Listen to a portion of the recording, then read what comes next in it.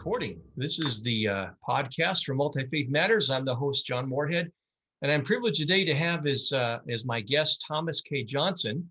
I'll read a little of his bio, and we're going to have a conversation this morning. Thomas K. Johnson is Senior Theological Advisor to the World Evangelical Alliance, the WEA, and he'll be talking more about that in this conversation. The WEA represents and connects over 600 million Christians in 140 countries. Additionally, he currently serves as WEA Special Envoy to the Vatican and as Special Envoy to Engage Humanitarian Islam, and we'll be talking about that as well. He has long been a foremost international Protestant voice on human rights and religious freedom, including consulting with diplomats and religious leaders from around the globe. After an informal Bible college in Germany and university and seminary degrees in the U.S., Dr. Johnson received a Fulbright DAAD grant to research religious and philosophical responses to the Holocaust at the I'm going to butcher this German here, Universität Tübingen. Hopefully that's close. Universität Tübingen. There we go. Tübingen. Leading to a PhD in ethics and philosophical theology at the University of Iowa.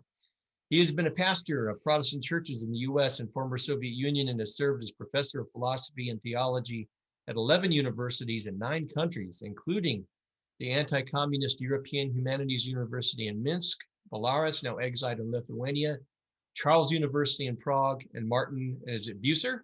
Martin Bucer. Okay. He is board president of the Comenius Institute. Boy, I should have read this like 2 or 3 times beforehand. and an ordained minister of the Presbyterian Church in America. Johnson has authored 9 books and more than 250 articles, essays, and book chapters in several languages. He has edited 25 books on religion and society, along with editing and translating numerous reports on human rights, religious freedom, and intrafaith and interfaith relations. His best known is Human Rights, a Christian Primer, a standard evangelical resource since publication in 2008. His 3 most recent books are on Knowing God as Trinity, on human rights, and on humanitarian Islam. Dr. Johnson, welcome to the podcast. Thank you. I'm glad to be here with you. Well, I'm privileged. I have been following what you're doing both on Facebook, and I think there's another, it might be academia.edu. You've got some of your work out there, and I subscribed and I keep abreast of what you're doing that you put out there.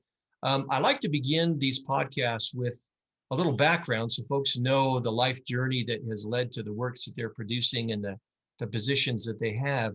Can you talk a little bit about your life experience and how it got you to where you are, particularly with the World Evangelical Alliance? Okay, my duties in the World Evangelical Alliance really have 2 foci, theology and human rights and religious freedom. And I've been active in both foci for a number of years. And that arises out of 2 experiences I had as a young man. In 1972, I was at the Munich Olympics, and which was, of course, shocking in itself because of the terrorist attack there. But I also went to visit the concentration camp at Dachau, which is about 30 kilometers northwest of Munich.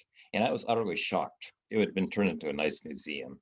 And I was utterly shocked by the pictures that were taken at the time the concentration camp was liberated.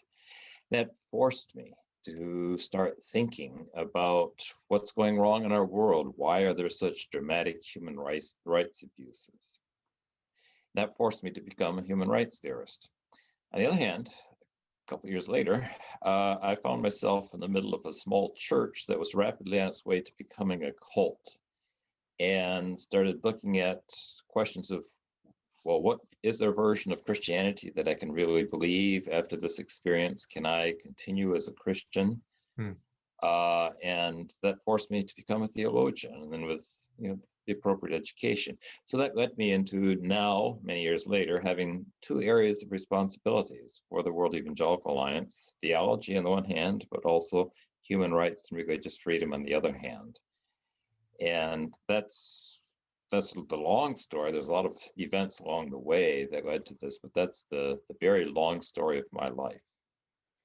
Well, it sounds like a great one. It certainly has resulted in some fascinating work that is very helpful for not only the body of Christ and Christians, but also for Muslims and others along the way.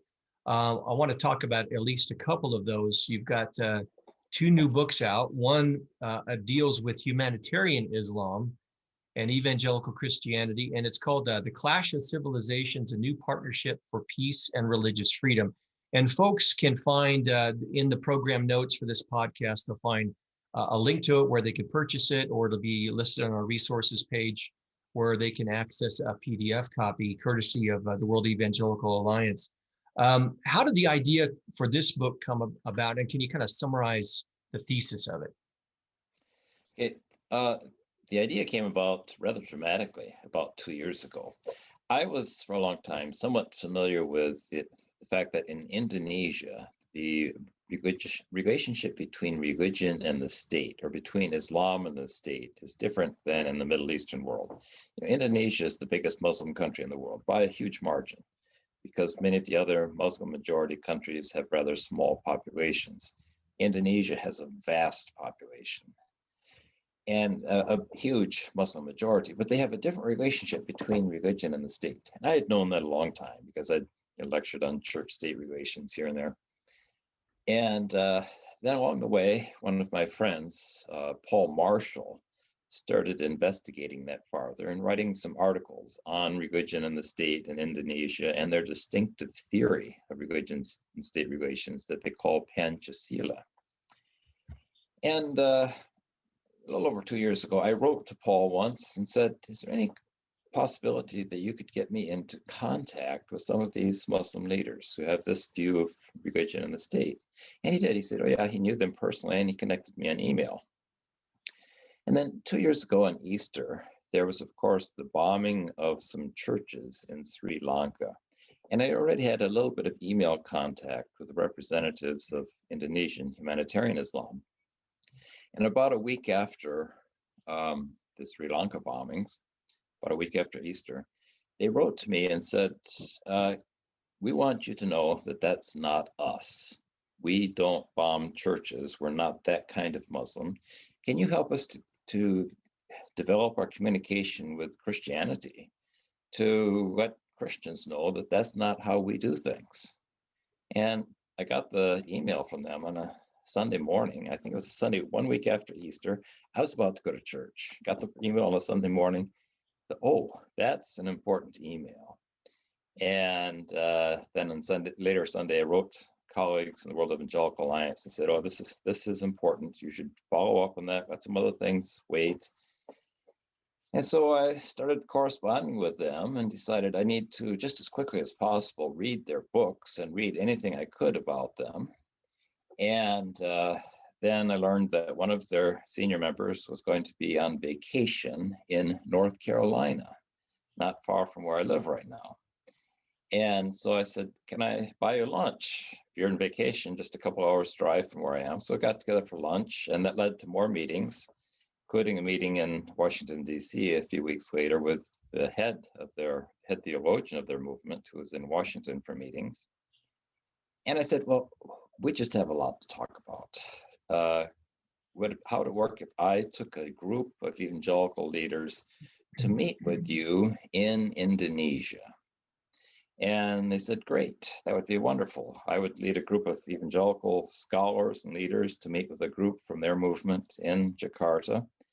And it happened that the World Evangelical Alliance was holding its General Assembly just an hour or so away from Jakarta. And so we set it up so it would coincide, so it wouldn't mean an additional trip all the way to Indonesia. And we met then, I think it was in November of 2019. We spent a whole day talking. We had 8 evangelical scholars and leaders whom I'd asked to participate. It was a similar number from the Humanitarian Islam movement. We talked the whole day, from late in the morning till well into the evening, and decided at the end of that, we should start working together on some things related to religious freedom and all the surrounding issues. And so we started working together, and I realized there was no good book available in English about their movement. So I thought, well, I should write the book.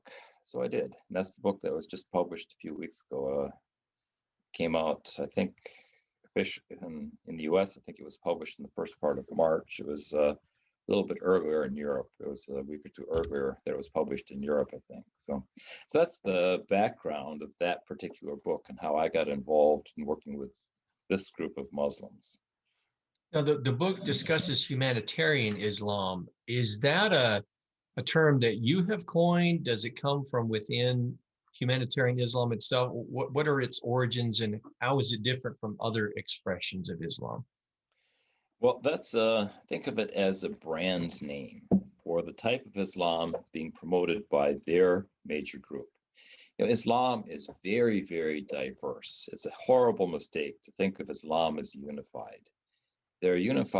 Islam is unified in only a few things, such as celebrating Ramadan, calls to prayer, and this kind of thing. It's really a vast, diverse group of religions that we and they also group together as Islam. But after ISIS became so violent in 2014, a group of Muslim thinkers in Indonesia realized they needed to more effectively communicate their version of the role of Islam in society, and that they needed a new brand name to do so. And so they developed the brand name Humanitarian Islam in English to communicate what their type of Islam has to say about the role of Islam in society. Now, it has older roots. Their parent organization is the Nahdlatul Ulama, which was founded in the 1920s in Indonesia. That was founded in response to the takeover of Saudi Arabia by the Wahhabi group of Muslims. So, in reaction to that, they formed their own new organization, the Nahdlatul Ulama, to promote an alternate vision of what Islam should be. And in 2014, they decided that they needed a new brand name in English to communicate that more effectively. Though it has longer roots, much longer roots in Indonesian Islam, that's a brand name that's a recent development in response to ISIS. And it's there, and they then moved to publishing very extensively in English. Before, their publications were in Arabic and in Indonesian. Now they're emphasizing publishing in English, and they've done a very nice job doing that, publishing a huge body of literature in 7 years about their version of Islam, humanitarian Islam, all in well-edited English. Now, as you know, particularly in America, Christians, especially evangelicals, are challenged in relating to Muslims. There's a lot of stereotypes out there, reductionism, equation of all of Islam with violence. So what are the challenges that particularly American evangelicals, Christians in the West, as well as the Muslim world itself might face to embracing and relating more to this humanitarian Islam? Well, the first step is what I've mentioned, that you have to see that Islam is very, very diverse. And while the extremism has roots in certain types of Muslim orthodoxy, there are also alternate types of Muslim orthodoxy that really totally reject violence in the name of Islam. And the Indonesian humanitarian Islam is probably the most well-articulated version of nonviolent Islam that also has massive institutional roots. They represent 100 million Muslims. In America, we're used to our micro churches that have a few 100,000 members or something if it's a big denomination. They represent 100 million Muslims in Indonesia. And as that's the institutional basis. And that's good to know that there are the type of radical Islam that often comes out of the Middle East doesn't represent a lot of Muslims. There are real alternative visions of Islam. Let me pause this for 1 second. I apologize. I've got a dog chewing on an expensive library book. Hold on a second. What you shared on Facebook and with me as well, privately, a fascinating response to this book of yours on humanitarianism by the Muslim community. Can you talk about that?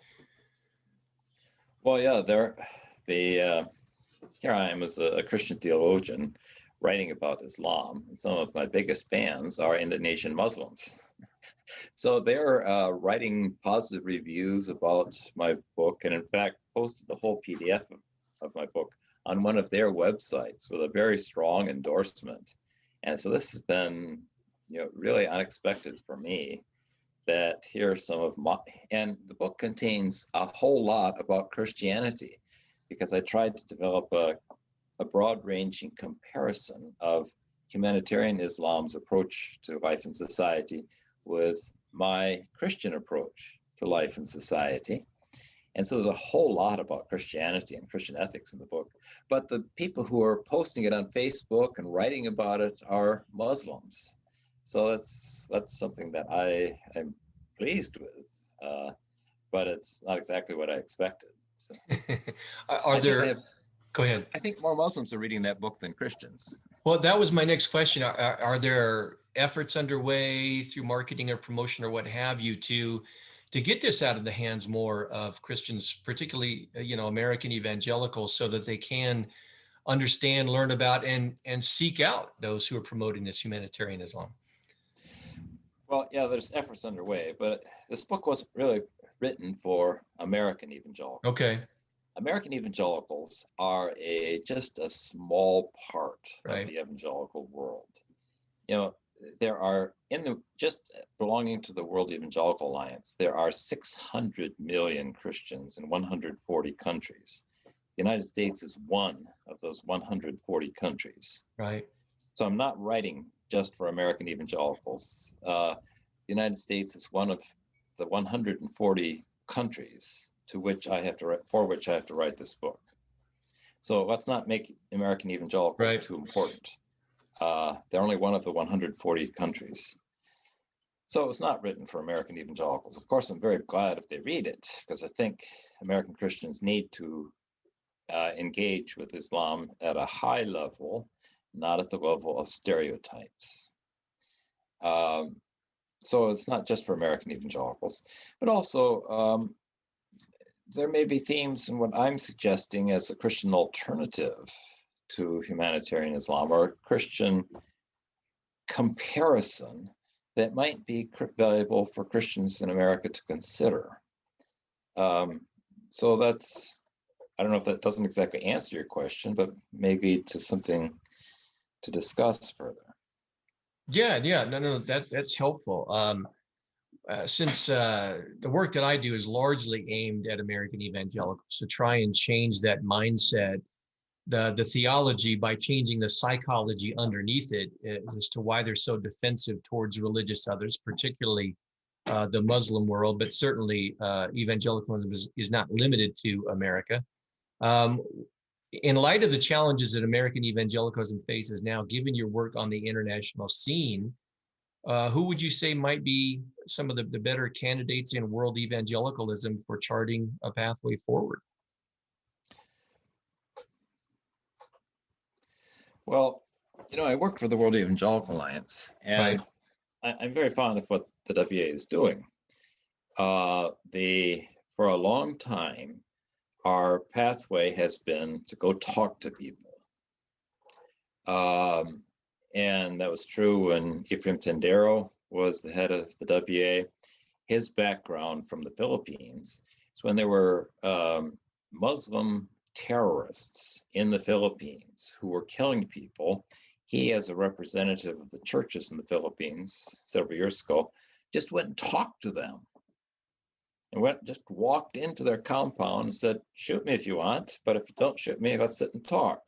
So they sat and talked. And that led to profound changes in the Philippines. Instead of talking about Muslim terrorists, he went and sat down, he found them, went and sat down and talked with them. And for many years, the new Secretary General of the World Evangelical Alliance, Thomas Schirmacher, has been going around the world to sit down and talk with Muslim leaders in as many countries as possible.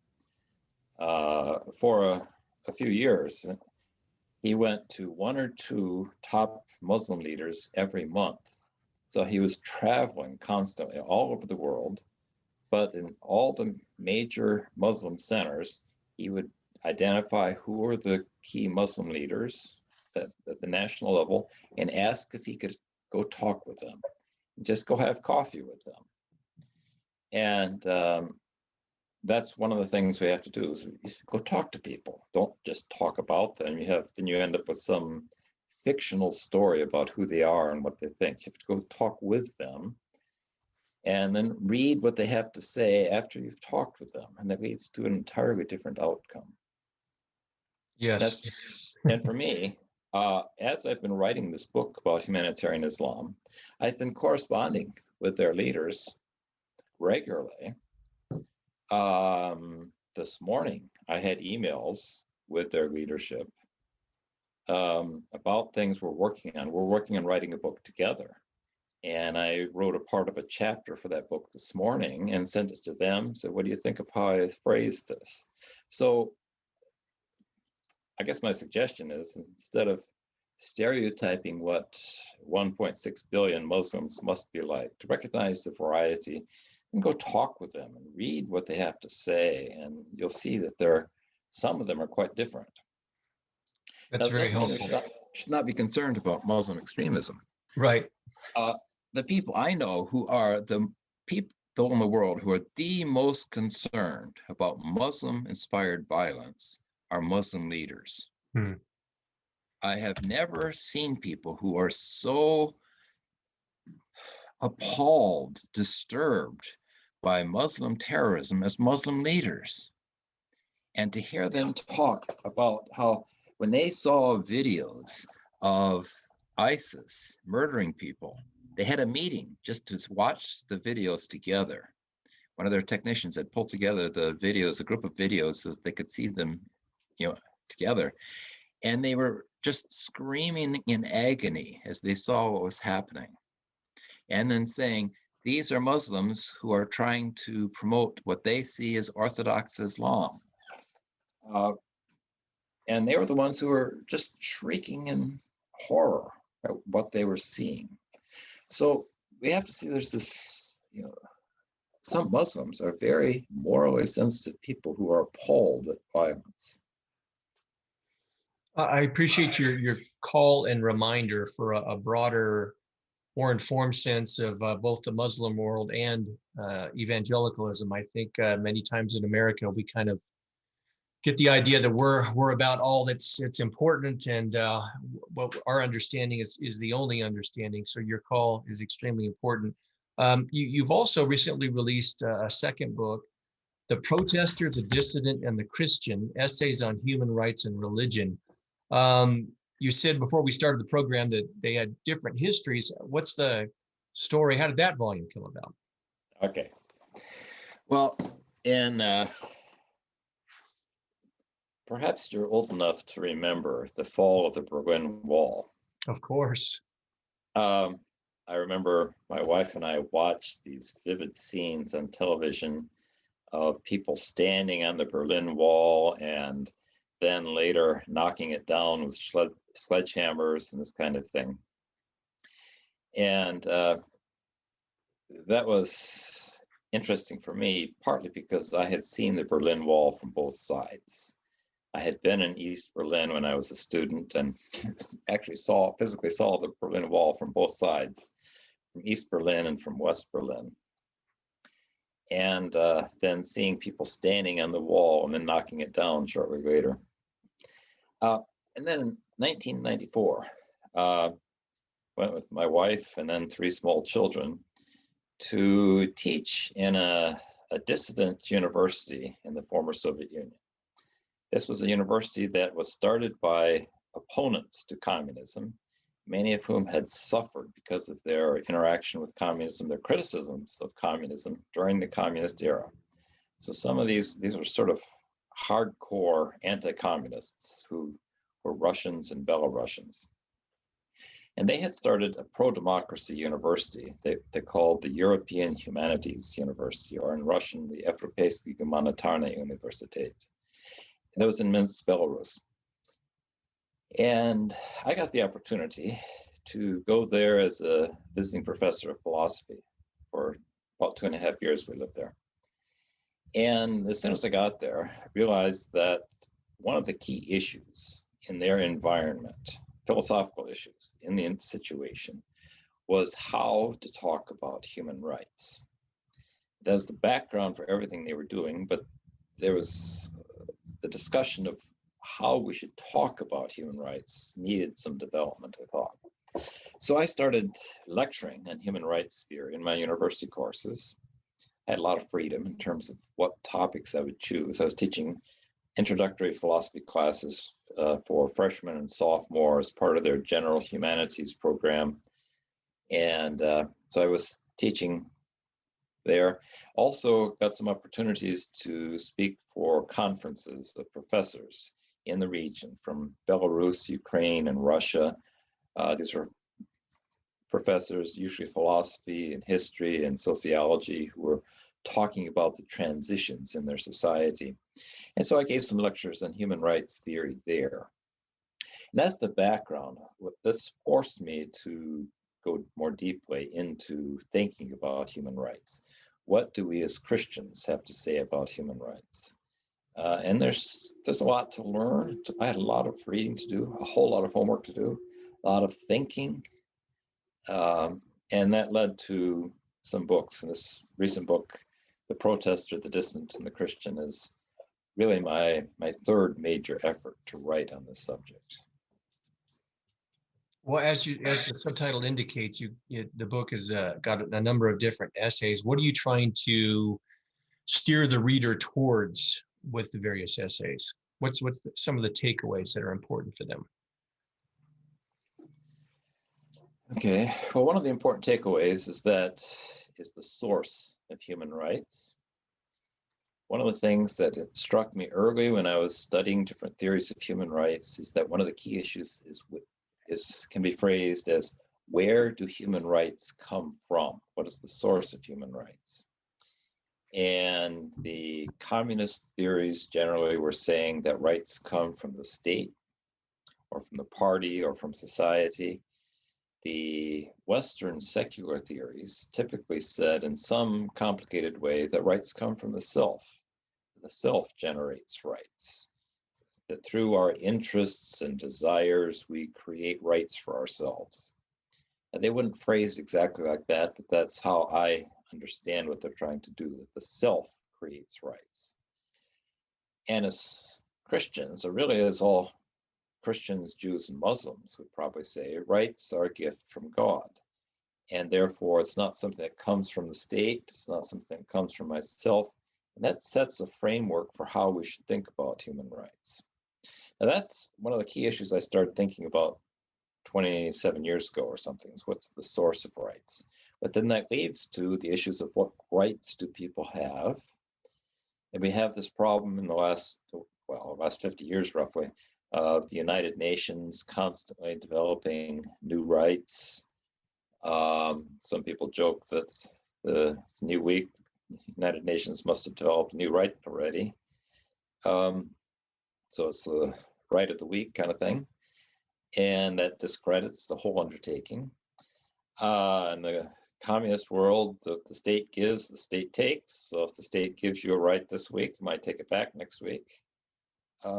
So in that framework, to start talking about what rights do we think people really have that are God-given rights, therefore they're inalienable, or in more recent terms, unalienable. So that's the kind of thing I would most interested in communicating, and approach that from several perspectives in that book. I know you're working on a much broader scale in terms of a global type of thing, but again, my context is here in America. At least American evangelicalism tends to be very doctrine-oriented and worldview-oriented. And one of the things I appreciate about your work is you're doing theology, but you're also working on ethics. And I think many times in the American context, we're missing the focus on ethics connected to theology and this idea of virtue, a virtuous theology, a life way of relating to other people, particularly those in the Muslim world. would you have any thoughts on that and on how we need to continue to work on theology? I think theology is very important, but connecting that to ethics and other things are very important as well. Yeah, well, I suppose for American evangelicals, part of the background is a reaction against liberal Protestantism as it developed in the 19th and early 20th century. And this is far overgeneralized, but generally speaking, liberal Protestantism reduced the importance of core Christian theology and in some cases denied parts of theology, so that you would have people saying the resurrection is unimportant and the miracles in the Bible probably didn't happen and this kind of thing. And that therefore the theological component of classical Christianity was reduced or denied in some types of liberal Protestantism. And all that was left was what they said about ethics. Now, what they said about ethics was unstable. So what liberal Protestantism has said about ethics changes every generation. In contrast to that, the fundamentalists and then evangelicals in America emphasized the core doctrine, the resurrection, the miracles of Jesus, the incarnation, this kind of thing, and that was necessary. However, there have been times when we may have talked about ethics too little in American Christianity, and so there may be need for some development there. And I suppose my book is partly a suggestion in ways in which that can develop. My book on humanitarian Islam includes a major section on Christian ethics, and I hope that contributes to the discussion of ethics among Christians in the United States as well as elsewhere. Perhaps you found something there that was interesting to you that I was suggesting in regard to Christian ethics. Yeah, I certainly do think it's very helpful. In my opinion, I think one of the other elements or dynamics involved is there's so much emphasis also on evangelism, proclamation, and seeing the other convert, which is important. However, then I think it tends to color and shape other things that we do, so that relating to the other is viewed in terms of a strategy. What's the best strategy and plan, rather than how does it flow out of an ethic of love for the other, where I relate to them and want to see them embrace my faith, but I still love them and care for them regardless of whether or not they do. So I see some of what you're suggesting very helpful there. Yeah, I don't think our relationship with our non-Christian neighbors should only be a strategy to convert them. That's one element in what we're doing all the time. I try to, in everything I do, I try to say something about the gospel. If I'm speaking for a group of diplomats, which happens regularly, or a group of people who are representing various religions, which also happens frequently, I try to include something about the gospel of Christ, because what I do as a Christian minister is the proclamation of Christ. But that's not all that I do. And that's the problem. If we think of this as all that we do is trying to convert people to Christ, then we've got something out of balance. I'd like to draw on the classical Reformation discussion of the relationship between law and gospel, the law of gospel and the law of God and the gospel of Christ. And what we have to do as Christians is talk about both. We have to believe in both the law of God and the gospel of Christ. We also have to talk about both. And God's moral law has multiple functions in our lives and in the lives of people who are not yet Christians. Everyone lives in God's world. And God's moral law is built into the fabric of creation, so that everywhere people are, they are engaging with God at some level because of an unrecognized demand that's all through life that comes from God. So people are always wrestling with God in some way or another. And that's broadly centered around God's moral law, which is built into creation, built into conscience, built into human reason and relationships. And so I see talking about the gospel as taking up a conversation, maybe an argument that people already have with God. But I don't only talk about the gospel of Christ. I talk about a lot of other things too. One of those is the moral law, the universal moral law that we Christians used to call the natural moral law. And so there's a lot more to talk about than just a strategy to evangelize people, because God is doing more than evangelizing. I couldn't agree more. Thank you for sharing those thoughts and giving me that feedback. You do work in religious freedom. We've had several podcasts here dealing with the issue of religious freedom, and where we articulate the need for religious freedom for all, and not just for Christians. Unfortunately, again, in the American context, in my opinion, I think we tend to emphasize Christian freedoms often at the expense of others, so that it becomes a form of Christian privilege. Can you talk about why it's important for Christians not just to support their own religious freedom, but why should we be concerned even for those where we tend to have negative perceptions, whether it's Muslims or atheists or what have you? Why do we all lose if none of us, if we don't support religious freedom for everybody? Well, first, let me just note a bit of history. When the World Evangelical Alliance was formed in the 1840s, one of the first things where there was engagement, political public activism, was in the realm of religious freedom, and it was on behalf of people who were not Protestants or evangelicals. So this goes to the heart. The World Evangelical Alliance grew out of the Second Awakening in the first half of the 19th century. It's in the 1830s and 40s we have a lot of the Christian anti-slavery movement coupled with aggressive world missions activities. The World Evangelical Alliance grew out of that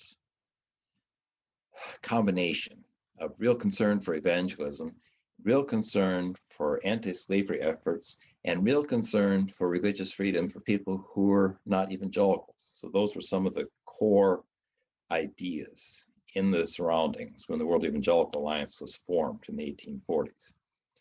So this is not new. And one of the questions is why do we believe in religious freedom? What's the basis? Is it just because I like my freedoms, or do we believe in God-given human dignity? And if we believe in God-given human dignity, then we can't really do things that impinge directly on the dignity of other people. And when people are worshiping, that's one of the most distinctively human things they do. Human beings are the only religious entities in the universe, as far as I know. And people they're most distinctly human when they're participating in their religious beliefs and activities. And to not allow people to do that is really an assault on human dignity. I believe it's a denial that people are created in the image of God. So if I want to deny that people are created in the image of God, then I may deny them their freedom of religion. But if I take the first chapters of Genesis seriously, that means I believe that my neighbors are created in the image of God, and that they are always reacting to God, even in poorly chosen religions, then I have to allow them the political, legal freedom to do so, even if I'm also trying to tell them about Christ. I would add a further point. There have been times when Christianity has been closely connected with the power of the government. Now, this isn't new in American history. When Charlemagne was crowned emperor at Christmas in the year 800 in Rome, he was being crowned as emperor of the Christian empire. This idea of a Christian country or a Christian empire is a very old idea. It's not distinctly American, and has not worked very well. When people are not allowed to choose Christ freely, something is out of place. I think God wants our voluntary response to the gospel. I don't think God mostly wants people to pray the Lord's Prayer or the sinner's prayer, because they'll be executed if they don't. I just don't think that's the way God wants things to be. So that's maybe complicated, but those are some of my reasons why I think it's really quite important that Christians protect the religious freedom of others, not only for Christians. And I surely don't want the government, whether in Washington or Brussels or wherever, to be deciding which Christians are not to be persecuted. Because then we might end up with Presbyterians persecuting Baptists and the Lutherans and the Methodists having to choose which side they're on. That's not what we want at all. That's right. Yeah, we don't want to resurrect some of the darker chapters of church history, that's for sure. Right. Yeah.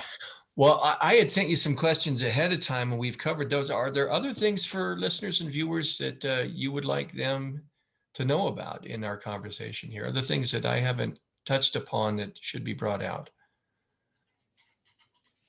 Well, one of the things that's important to me is that when I think about what God is doing, I always think about God is doing something more than converting people to Christ. Now, I've seen and participated in numerous missions conferences over 50 years. I have enough memory to have been through 50 years of this. And when people talk about what God is doing in the world that's so exciting, they tend to talk about people coming to faith in Christ. And of course, I'm delighted that's happening. I'm thrilled that people are coming to Christ. Never in history have so many people been coming to Christ. The Great Commission is being fulfilled right now on a global level, even if Americans don't always see it. But that's not all that God is doing in the world.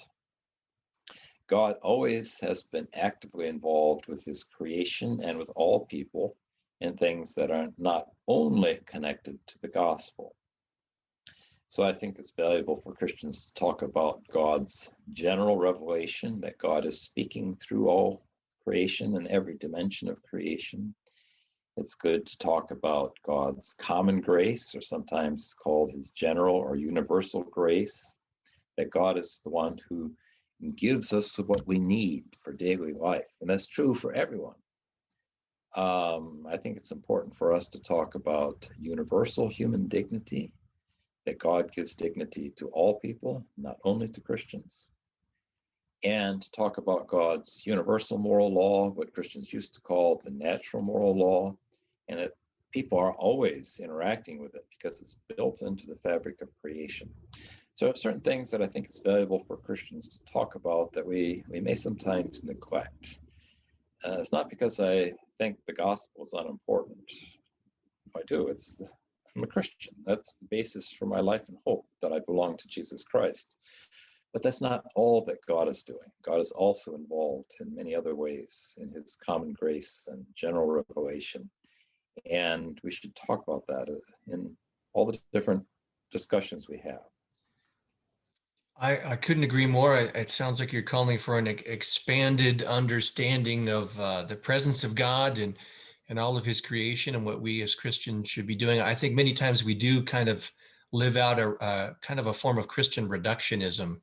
We're emphasizing just a few things and neglecting a great deal of other things that are important. And your work certainly has shined an important spotlight and given folks a lot to think about in that regard. So that's a good word.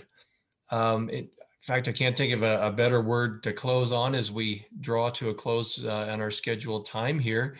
Dr. Johnson, I want to thank you for being a guest here and on the program. I will again let folks know that we're going to have a link to these books in the podcast description notes, and folks can click and either purchase the hard copy of that, or on the resource page on our book section, we will have links to PDFs that they can download that you have graciously made available. So I appreciate, Dr. Johnson, your time that you've made in a very busy schedule to talk to us.